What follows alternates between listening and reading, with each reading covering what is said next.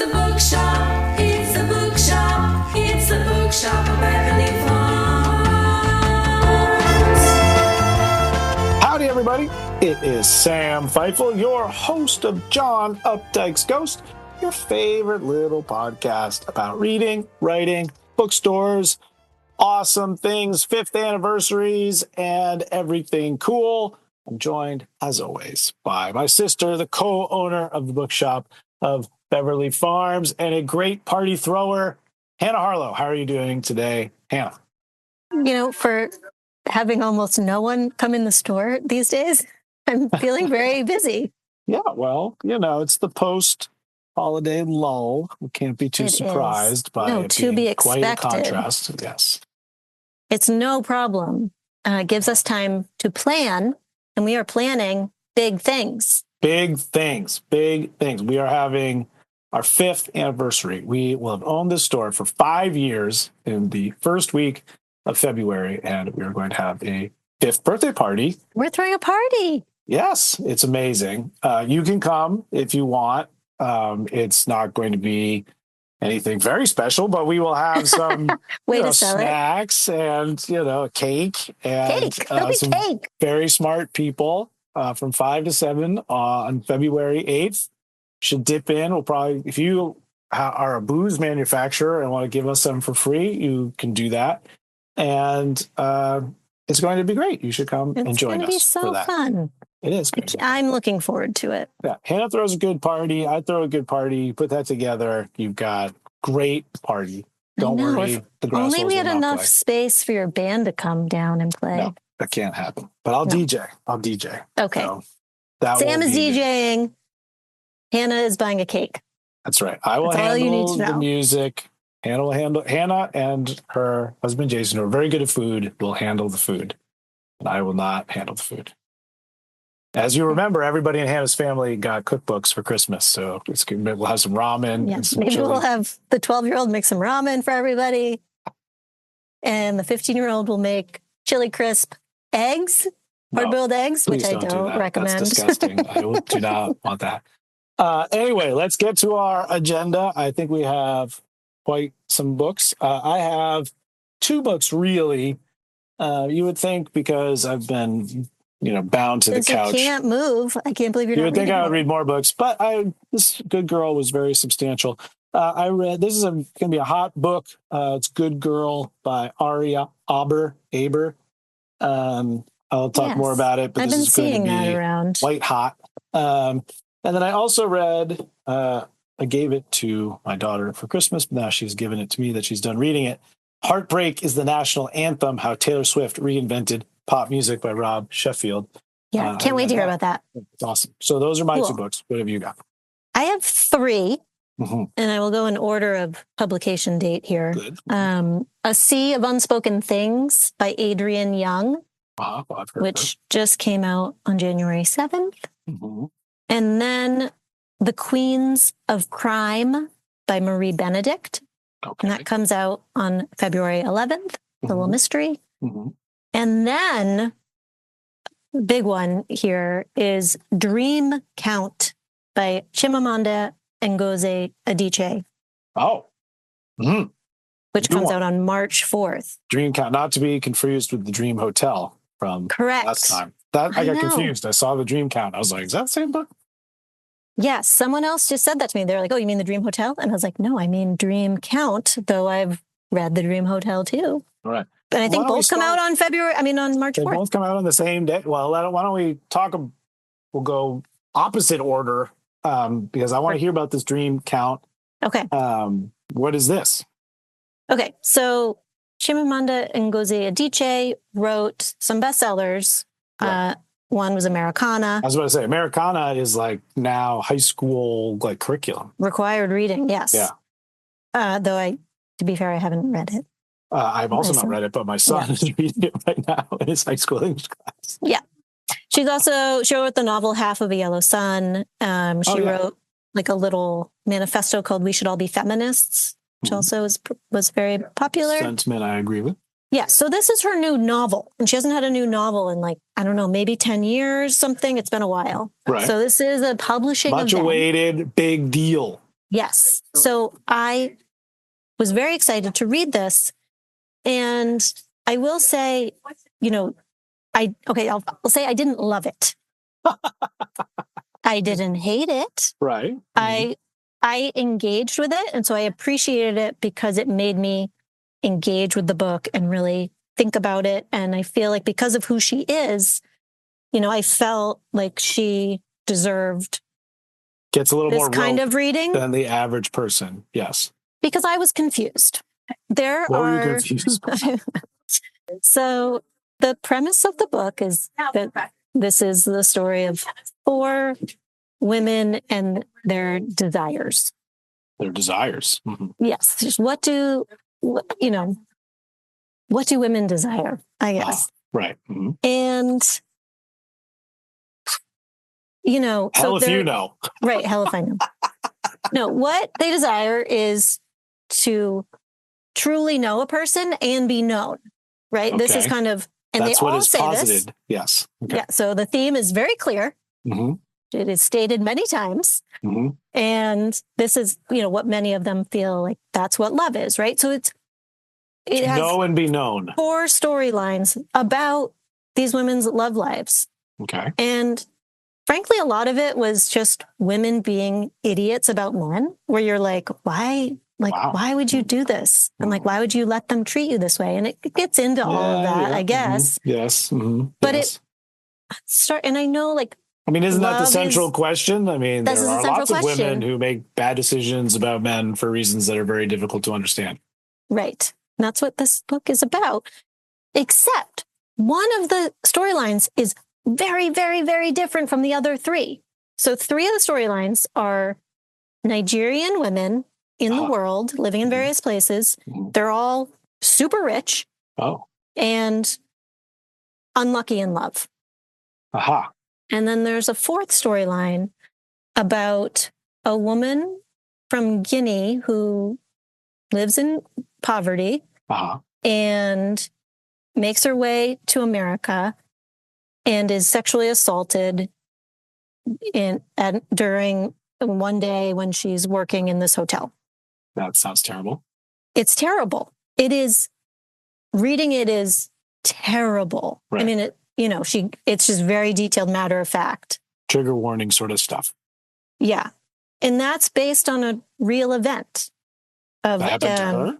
No, it happened to a woman who cleaned rooms in a hotel in New York, and a very powerful French diplomat attacked her, and she reported it, and it went to trial, it was going to go to trial, and then they decided not ultimately to pursue community or whatever.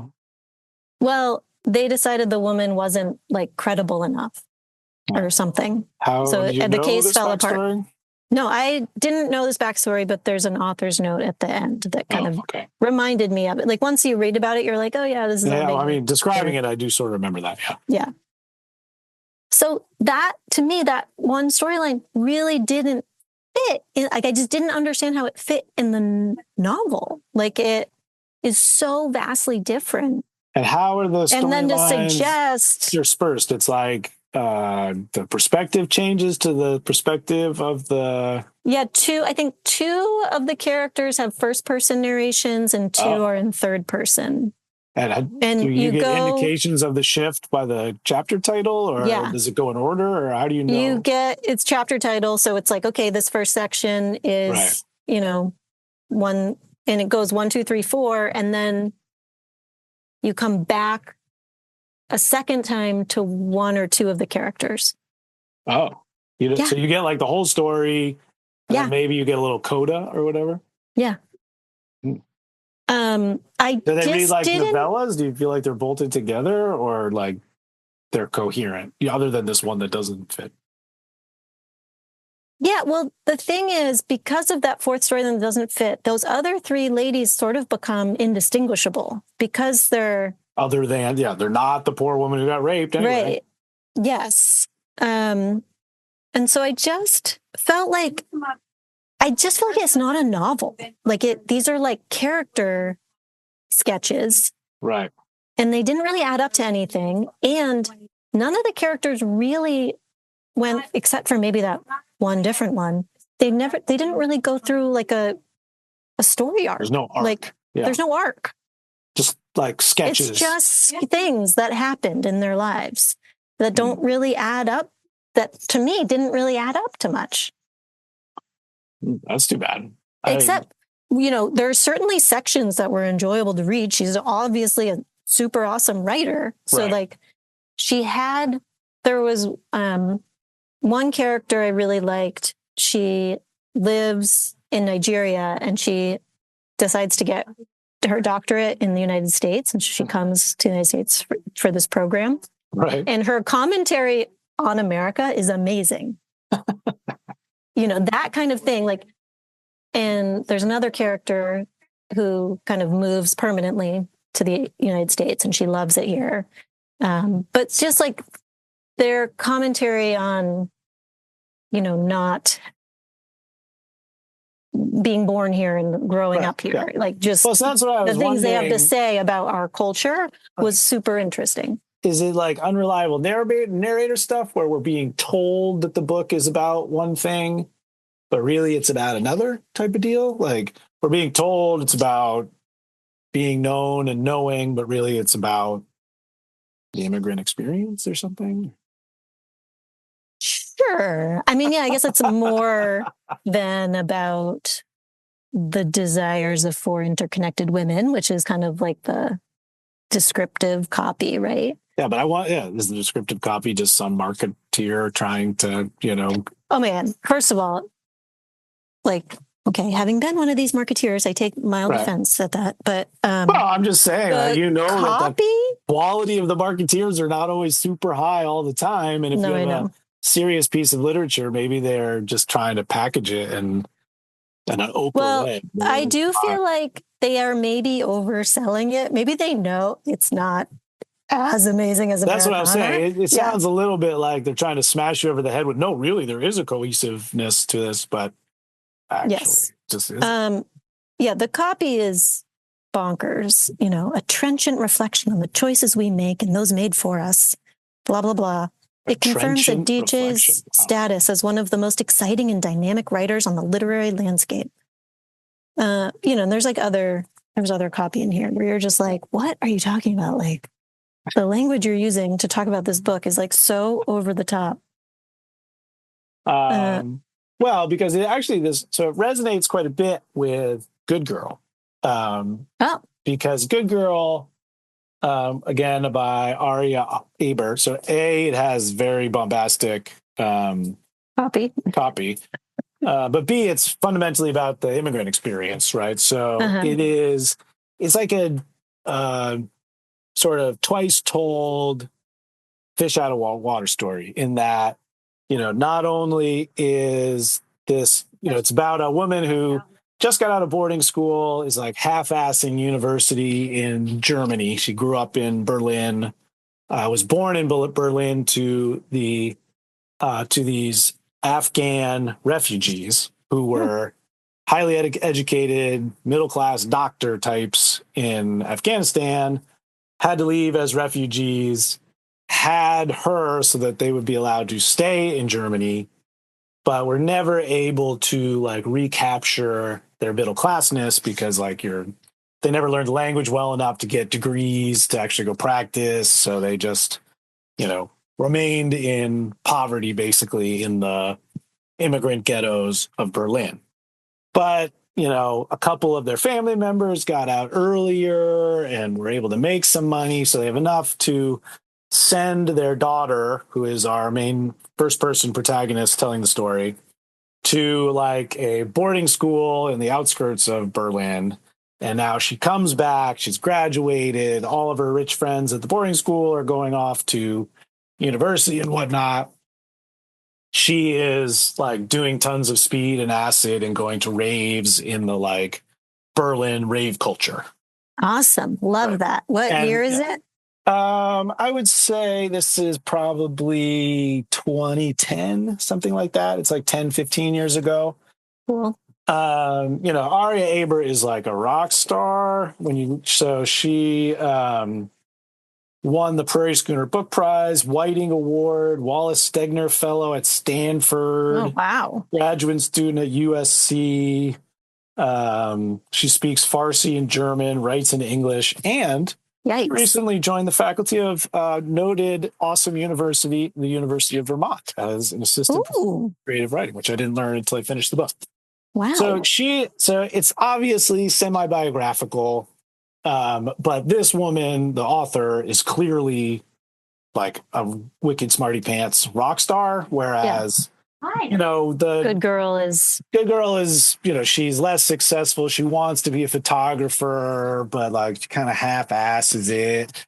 So she falls in with this guy Marlowe, who is a 38-year-old former wonderkind who wrote a David Foster Wallace-y type of book, but then has never been able to follow it up and has been like living on the fumes of this one literary success that got translated into a few things. And so now he goes to clubs and picks up 19-year-old girls like this protagonist. So, so Morgan Talty is actually quoted on the front. He calls it as remarkable and timeless as the very nature of fiction itself. Wow. Which, I think don't even know what that really Talty's means. kind of taking the piss there a little bit. I think he's being funny. But I think it's going to be a big book, and I think it should be a big book. A lot of it's been done before. Like, it's very less than zero, right? It's a lot of nihilist people, directionless, money, except she doesn't have money, so she's constantly hiding her poverty, doesn't let anybody come back to meet the parents. It's a story. I feel like it's a story that's been told a lot, but it's in the context of being in Germany amongst like all this anti-immigrant sentiment and like Muslims being murdered and, people who look like her being bombed and, skinheads and, so it has this like kind of extra layer of, being actively discriminated against by the very people who are supposedly your friends and that you're desperate to be a part of. But then also there's this whole thing where she's kind of like a masochist and like she gets off on this dude. There's lots of kind of sex scenes where he's like hitting her or, so I think that it's getting, I think, a little bit of just, oh, wow, look at this relatively risque sex stuff, written So literarily. that's so interesting because there's like a tiny bit of like some risque sex stuff in here in Dream Count. Mm-hmm. And like, it seems like that's what people like about the new Miranda July. And it seems like that's why people find Sally Rooney so interesting. And it's like, is it just because everyone's been so buttoned up for so long and now these people are actually like putting it in print and we're like so excited to see it? It feels like new and fresh. It doesn't feel new and fresh for me at all. I think because, I was a big Bret Easton, a lot of it reads like Bret Easton Ellis, right? Like, so I think a lot of that sort of stuff that you're talking about is like, oh, what if Bret Easton Ellis was a girl? And 50 or whatever. That's the Miranda July situation where people are like, oh, a menopausal woman having sex. Oh my God. Yeah.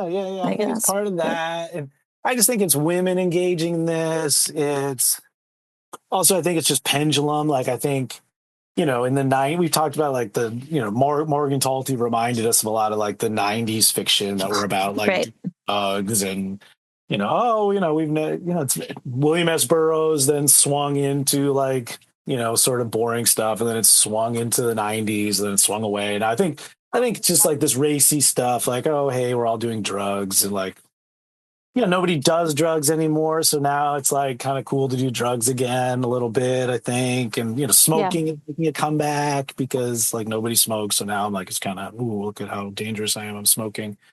But I think like, I haven't read the Miranda July, obviously. So I didn't finish it myself. I don't want to compare the two. Yeah. But I think this book there's also some pretty good like considerations of Kafka and the outsider experience. Like, I think it really does engage with like the shame of knowing you're hiding, being an outsider and you shouldn't, like that self-hatred of, knowing you're supposed to be transparent, you can't bring yourself to be. And it's, also super, I think you really can easily kind of slip into the skin of the first person narrator. Like I felt like I knew what it was like to be that person. Yeah. I feel like, for an English audience, it's generally original. I haven't read a first person account of growing up as a raver in Berlin. Yeah. No, it sounds great. That part sounds great. And I don't mean to bash the like risque sex talk by any means. I think, putting out there all that is different and weird or previously considered weird, but is actually totally normal because it's all normal, like normalizing all that kind of stuff and showing it on the page. Like I'm totally down with that as long as it feels authentic, right? Like, and in Dream Count, I think it does. Like, I think this was like, felt really true to those characters and was showing like a side of Nigeria that maybe is going to be surprising for a lot of people. I think there are like certain places where, sorry, Sally Rooney and Intermezzo, where I was kind of like, okay, I guess we're like, there was a lot of like, May, December romance stuff that I was like, does this feel true or not? Like, do you know what I mean? Yeah. And not only, so I agree with everything you just said, but I also think that, people have to come up with ways to like talk about books, just like we were talking about the marketeers. And I think it's easy to, it's an easy thing to point at, like, oh, this has some like, weird, unsafe seeming sex. That's a thing that I can talk about. It's like, I guess just little checklisty, and it's kind of in the same way, like, we've talked about when people really write, like not microaggressions, but the shit that women have to deal with on a regular basis, right? What some people like, it's like, oh, this is a major plot point, and then sometimes it's just a thing that happens in the book and it feels really natural. Yeah, I think that's what you're talking about. Is like some people seem to be like, look at me, I'm writing about sex, and some people like, yes, this is part of living, and I think those are two very different things. Yeah, that's true. Okay, that was awesome conversation. Let's move on to A Sea of Unspoken Things. No. Does it have any sex in it? Not really. Pretty light. What did she write? I know the name. What did she write? Adrienne Young? Adrienne Young. So I've talked about some of her books in the past. Last year I read The Unmaking of June Farrow. Right, Unmaking of June Farrow. That was like the time travel-y one, right? Time Traveler's Wife vibes. Yeah. Which I really enjoyed. You loved that. And then yeah. She's written a lot of books, but the other one I read by her was a young adult novel called Fable. And that was actually part of a series. I remember that was also like a that was a great kind of light fantasy young adult novel. Right. So this is a mystery.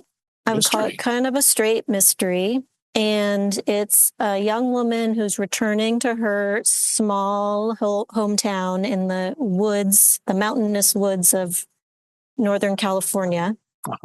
And she left 10 years ago and has not come back. Are we in Shasta? Huh? Are we in Shasta? I don't know. What's the name of the town? Mountain side. I can't remember what the name of the town is. It doesn't matter. Anyway, her twin brother has been shot in the woods, and they are saying it's by a wayward hunter. And she thinks this is probably not the case. She has magic twin vibes with him. So she felt a pain in her sternum that lined up with the timing of her twin's death. So she thinks he was murdered. I see. So she has come back to town to investigate. There's just a lot that I found just kind of ridiculous. The mom left when she was young. It's supposed to be literature. It's supposed to be YA. What is it? It's supposed to be, women's fiction. Like, right, yeah. It's a one-off mystery. Yeah, it's a one-off mystery. Right. Who done it? Yes. And because I've liked 2 of her previous books a lot, I thought I was going to like this. And it was just kind of like the mystery at the end, like when she finally solves the stuff, you're like, okay, you're engaged and you want to know what happens. Yeah. But for most of the book, I was like, you're just making a lot of hoo-ha out of not much.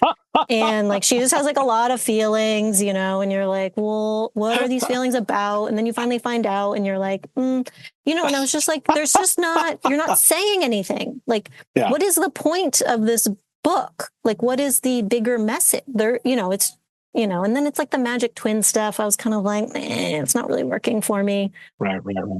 I mean, is it fortunately, magical realism, magic twin stuff, or is it supposed to be? No, it never gets into like actual. Well, I guess there is some like because she like sees her brother. Like there are like a little bit of magical realism, I guess. Yeah. But like, and I will say, fortunately, it wasn't some like magic connection with her brother that helped her solve the mystery. Thank goodness. Yeah. Thank goodness. Like it was just her sleuthing. It just seems a little bit Hallmark cardy. Yeah, I just found it not very satisfying, to be honest. And I feel bad saying that because I like her, but you don't knock them all out of the park. Right. Everyone should go read The Unmaking of June Farrow, and oh well, you can do what you want with this other one. All right. Book that I was very satisfied by. Heartbreak is the national anthem. Yes. How Taylor Swift reinvented pop music. I mean, so first, it's really just like I don't know, 5 times longer than normal Rolling Stone article. It's not, it's definitely like a gifty book. It's small. It's small format and it's only 175 pages. I bet it's only 40,000 words, 50,000 words or something. So it's not, I don't think it's trying to, I think the title is purposely bombastic, right? Like, yes, he does make the argument that she reinvented pop music, but it's much more of this is kind of an obvious thing to say because she is so clearly a giant phenomenon that she couldn't help have in reinvented pop music. Like no one has ever been as popular as Taylor Swift is right now. Like she has set every record for #1 hits and albums and tours, and her tour last year was twice as big as the next 2 tours put together. And, so it's really a kind of personal investigation into like what has Taylor Swift wrought in terms of the people who are coming behind her.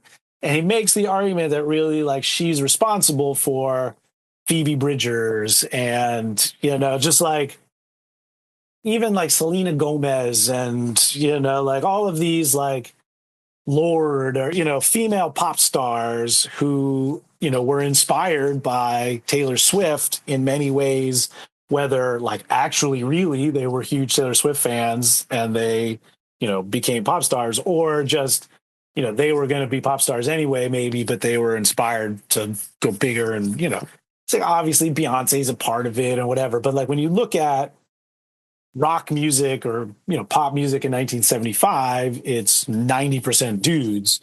And if you look at like the biggest selling acts, records, whatever now, it's almost all women, It's almost all women. There really are not a lot of famous dudes other than like bro country. You got like the Luke Bryans and those kind of guys, but like they're, even Harry Styles had to go like really feminine, to kind of do his thing. And like a lot of those boy bands, kind of come off as very kind of femme or whatever nowadays. There isn't like a lot of like masculinity and power rock in popularity, maybe in like hip hop, some of that stuff. But, even like, Kendrick is much more sort of touchy feely, or Drake, than like Wu-Tang, like a lot of like the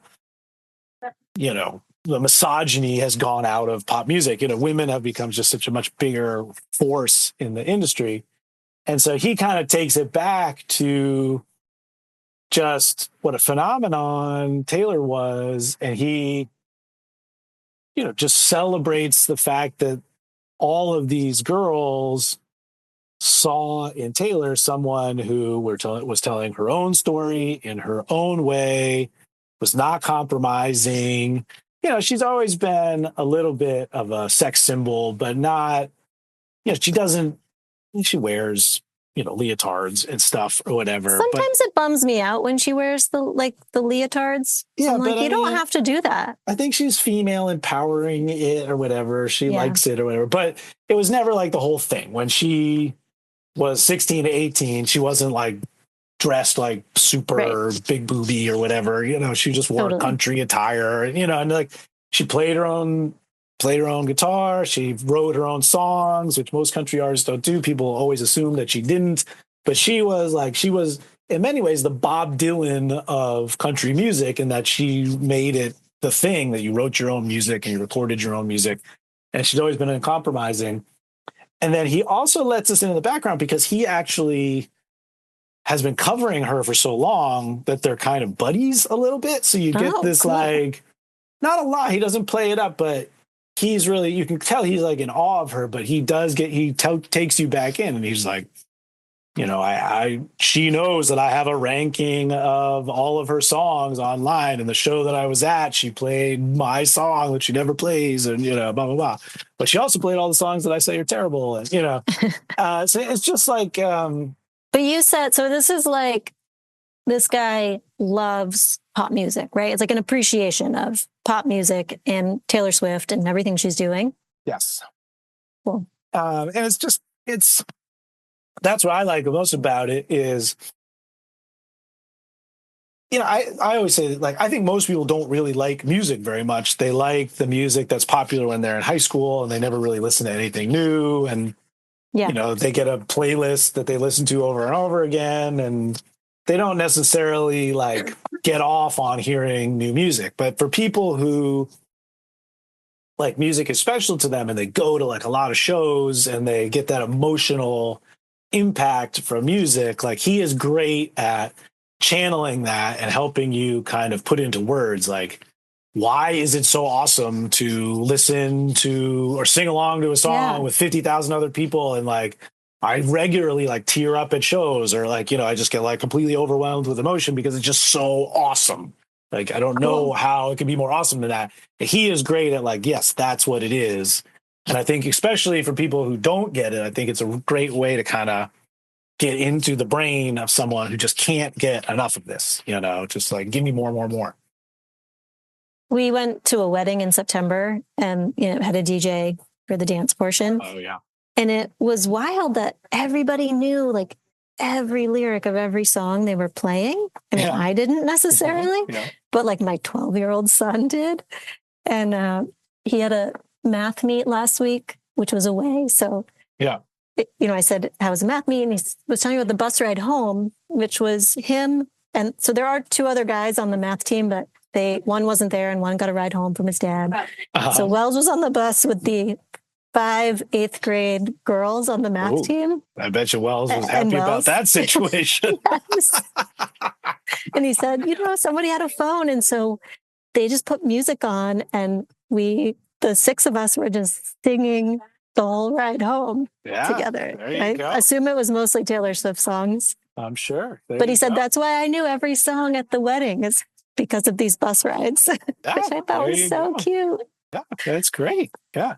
But I think that's a very girly thing to do, like dudes don't really get together and all sing along to songs together or whatever. Right. Girls do. And they like, we used to do this in high school. We would like dissect the lyrics. We'd like look up the lyrics, or we'd get the little, sheet out of the CD case or whatever. Oh, what do they say? What does this mean? This is a reference to this other thing. 1957 happened. And I know. Yeah. No. And that's what's great. And he celebrates that. He's really good about never like throwing shade at anybody who does that shit. Yeah, I love it. That's great. It's like a totally normal thing to do. Cool. My last book is totally different. It's another mystery. And actually, this one comes out February 11th. So I meant to do it. I should have done it before. I'm out of order. Doesn't matter. But it's fine. It's called The Queens of Crime. Mm-hmm. It's a book by Marie Benedict. Mm-hmm. She has kind of a little bit of a shtick. She writes fiction about real women of history. Uh-huh. So she actually had a book about, I think her last one was about Agatha Christie. But this one is about 5. Oh, did I read that one? Who is it again? Marie Benedict. That was the other Agatha Christie mystery we read. Yeah, because I read that Agatha Christie one. It was basically a mystery built within what happened to Agatha Christie. Well, the one at her house with the children from the war effort. That one, yeah. Yeah, that was a different author. Lori Ratter Day or something like that. Yeah, that sucked. I didn't finish it. Oh, I liked it. Wow. Anyway, this book, The Queens of Crime, are about 5 female writers who were kind of like the 5 best women writers of the golden age of mystery. So it's narrated by Dorothy Sayers. Mm-hmm. And then Agatha Christie, Nio Marsh, Marjorie Allingham, and Emma Orczy are also characters. I sort of mostly know who those people are, yeah. Yeah, they've written famous detectives that you would probably recognize. Right. Like Emma Orczy wrote the Scarlet Pimpernel. Right, book. yes. Yeah. I definitely read the Scarlet Pimpernel. Anyway, they, in the book, collectively set out, in order to kind of prove themselves to there's like this mystery writers club that's been we formed. will solve a real mystery. Yes. To and they show want to prove that we themselves can to the write men. legit mysteries. Yeah. So there's an unsolved murder in real life that is also a locked room mystery where this young woman has taken a day trip to France with her friend and went into the bathroom at the train station when they were on their way home and never came out. But like there were no other exits and the friend was there the whole time and blah, blah, blah. Where did she go? So, and Agatha Christie, of course, is sort of the master of the locked room mystery. And so Dorothy Sayers, they've all had them in their mystery. So they were like, okay, we're going to solve this mystery. And all of this is based on some real life stuff. I mean, how it all plays out in the book is not how it played out in real life, but like the murder they're solving was like kind of based on a real murder. And like all the biographical details of the women are, as real as they can be. Sure. Yeah. So I enjoyed it for learning some things about these writers. So that when I is it didn't set? know. Like the 50s? Post-war? No, not that late. I was going to say it was between wars. Between wars? Yeah. So Agatha Christie is still relatively young? Yeah, but maybe that's too early because she'd already had her disappearance. So so she's post-disappearance? The year before. Yeah, it's just post-disappearance, like not that long after. Let's see. She lived all the way till 1976. Maybe this was post-World War II. Anyway, well, you look that up and you will tell us in a second.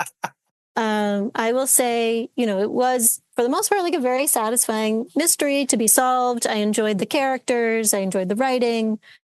Except my one nitpicky thing, I will say there were definitely times where I felt like I was being hit over the head with some information where they kept repeating it over and over. And you were like, yeah, we got it. Like you just said that. I don't need you to tell me again. Yeah. But it's like a character saying it to a different character. So I'm like, okay, well, I get that character didn't know it, but like, do we really need to hear it again? That's actually something that I think that's one of the hardest things to do is to have an internal reference in like a book that doesn't feel forced. Like, there's often times where you're like, oh, this detail is way more detailed than usually you will find in this book. I bet we're going to hear something about this later. That's really clumsy. Yeah. Good Girl did a really good job of like, remember that time or whatever. And it was like, I was like, oh, that was really well constructed. So that was just an aside. I think that's really hard to do. Funny you said that because that was the one other point I was going to make about Dream Count coming all full circle completely. Yeah. That because you're getting different characters, like as you go through the book, just section by section, you are revisiting some scenes or ideas about the other characters that you get from the other perspective where you like learn stuff. And it's really well done where you're like, cool. that's hard. Yeah, it is cool. Yeah. Yes, totally. Oh, yeah. All right. 1926, she disappeared. So it is between the wars. You are correct. I was right. Yeah. I didn't realize she lived that long after the disappearance. She went for another 50 years after that. Yeah, because then she wasn't that old. In the book, they have her dressing super frumpy and just like acting kind of old lady, but she's like, I guess she wasn't actually an old lady. Well, she was born in 1890. So she was 35 when she disappeared, 36. Okay. Yeah, she just got old. She just lived a long ass time. That's great. Good for her. Good for her. Why did you read this book? The Queens of Crime? Yeah. It was a free audiobook. Oh, I see. Libro. Mm-hmm. And I thought, I'll listen to a mystery next. I'll try this one. And we've, sold Marie Benedict really well. So I wanted to see what kind of writer she was. Yeah. Kristen and I were going through the Libro.fm ARCs. Yeah. And for some reason, I had it in my head that there were only like 4 or 5 ARCs available each month or whatever, but there's like 50 or 70 Yes. or a lot, I'm like, so how many. the hell do you choose which one to listen to? I'm listening to a really good one. It's a teaser for next time. I'm listening to a great audiobook right now. It's Japanese. I believe it's called Water Moon. But I'm looking forward to telling you about that one. Yeah, I'm in book 4 of the Expanse series. And at this point, it's just like, I can't, this guy's voice, I just love listening to or whatever. I told you I ran into the Spotify problem for the first time last month. No. Well, because, I don't know, I was driving to the office more often. I ran into the 15 hours for the first time. Oh, right. And so for the first time, like I had to take like a 2-week break. I don't know. I just must have gorged for like 2 weeks or it was just, I don't know. I'd been listening to for at least 6 months, but you get 15 hours a month of yeah. So I had to wait for January 1st to like get some hours again. Oh, no. And so now I almost got out of the habit. And then I was like, oh, it's January 1st. I'll listen to, and now I listen to it when I go, I'm allowed to walk 20 minutes a day. So I listen to it while I'm walking for 20 minutes. But now I'm like parceling it out because I don't want that to happen again. So I'm like, okay, I can't have more than a half an hour a day. Otherwise I'll run out before the end of the month. Yeah, and today I totally listened to like 45 minutes. I'm like, oh no, but some days I'll listen to any. It's just it's so stupid. Like it's so arbitrary, 15 hours. Right. It's such a transparent. Why not 20? Well, because then you can buy more hours. Right. I'm like, no, I'm not that Jonesy. I'm not going to buy more hours. I guess, if you think like if you get a subscription to Libro, for example, which is the same as the other guy. Right. I think you get 1 book a month, right? Right. For your $15 or whatever, yeah. Your 15 to basically get essentially 1 hour. You could read 3 super short ones. Some of these, I think Sandwich was only 5 hours or something. Right. Some of them are only 5 hours. I would say on average, they're like 9 hours. Yeah. But some these of them Expanse are ones 17. are like 20 hours. Yeah, they're terrible. Right. Yeah. So actually 15, it seems somewhat generous if you think that's like 1.5 books, maybe. Yeah, but they still also, you only get it as we have the family plan, so I get 4 seats on my Spotify subscription, but only I can listen. Yeah. It's ridiculous. Yeah, that's bogus. Yeah. If it's a family and there's no way to plan, upgrade the other one. So like literally the 3 other people in my family cannot listen to audiobooks. It's impossible. That's a flaw in the system. Assuming it will change, but I don't know. Maybe it's a short-term deal. All right, I'm running out of steam. Come to our party on February 8th from 5 to 7. I talked to Rick Wormwood the other day, and he said he will be there. And he was I think he was our first customer ever. One of our first customers. Yeah, he and his kid and his wife. So Wormwoods say they will be in the house. Wow. Okay. And anytime you get a chance to see the big train from Sanford, Maine, you got to take advantage of that. Sure.